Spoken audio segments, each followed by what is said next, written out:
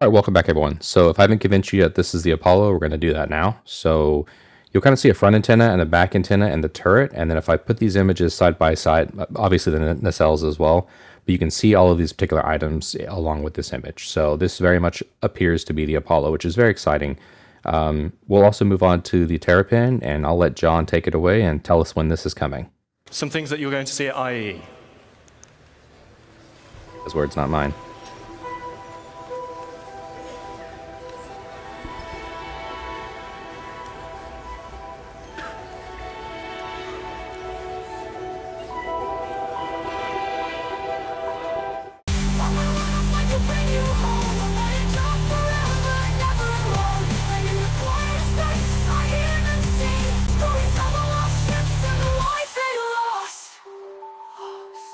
So I do want to discuss the layout, but first I want to talk a little bit about the medical beds, or at least let the developers talk about the medical beds and the initial layout that should be coming with the ship.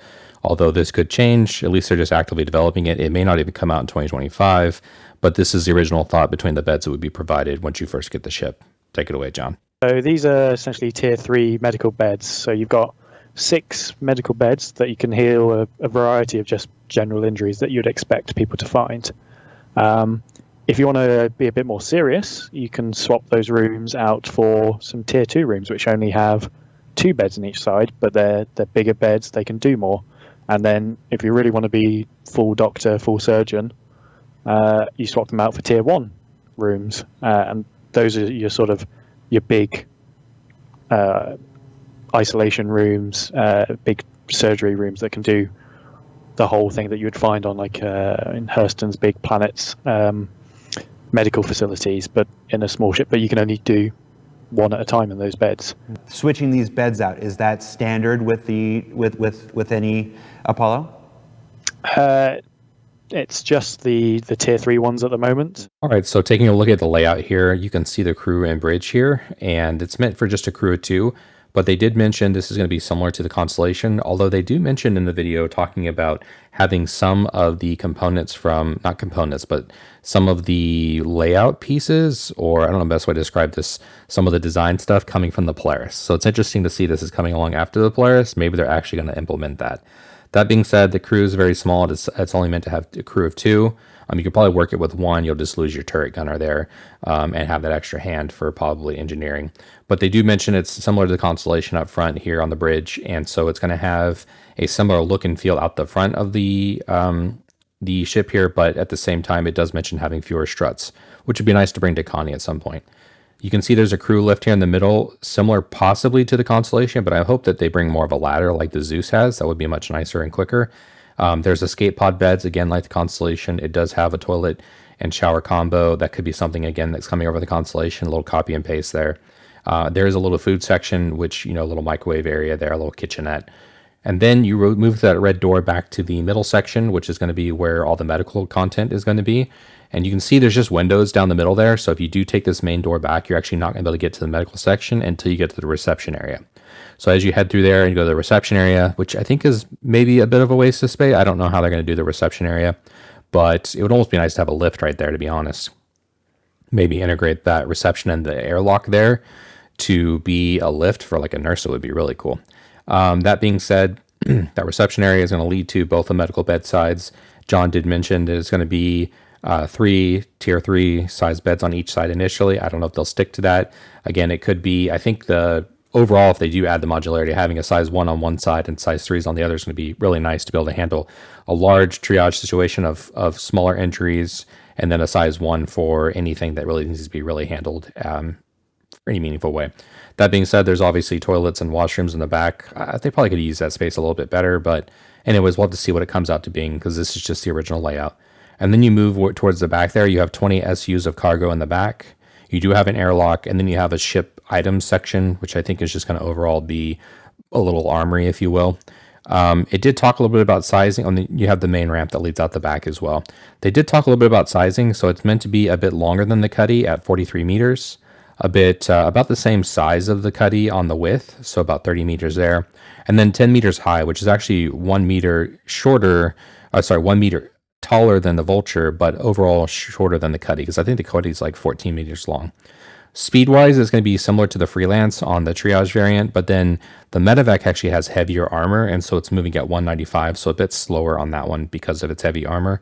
Again, it does have a remote turret, a size 2. It mentions the Medevac has missiles as well, but I don't know if that was never actually discussed in this video, so it's hard to say if that will make it into the game. And the RSI website's usually not up to date in any meaningful way. So yeah, that's a look at the Apollo. I think it's a good looking ship. I'm interested to see what it actually turns out to look like in game. And I do want to talk a little bit after this about current medical options, and then we'll talk a little bit about the Terrapin as well. But the Terrapin's definitely coming. It sounds like that's coming for IAE.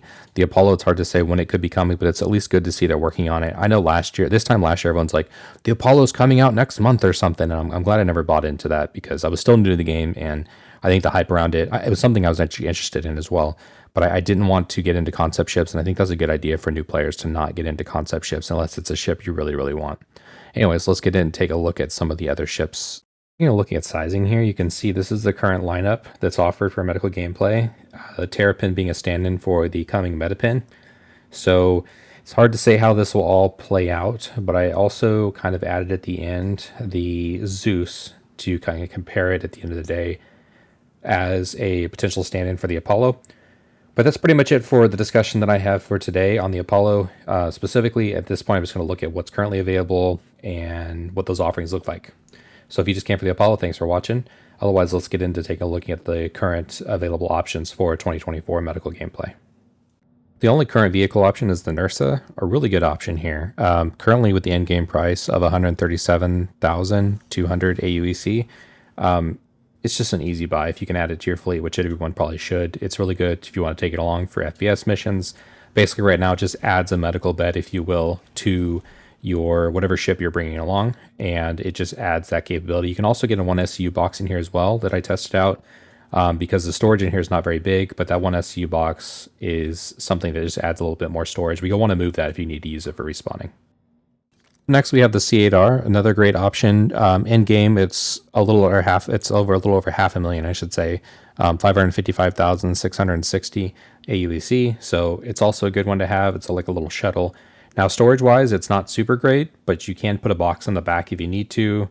But these two, there's a crew storage and a patient storage, and they are separate. You can see I can't see my gun here because it's in the crew side or the patient side. So I just have to go back here and I can grab it, but at least you have a little bit of storage here. That being said, there's also a little like refrigerator which has drinks and stuff in it and snack bars, so a really good starter ship. I don't know why they don't offer it as a starter ship. For me, I picked it up, I had the Mustang, and then I upgraded it to this instantly because this is what I wanted as my starter.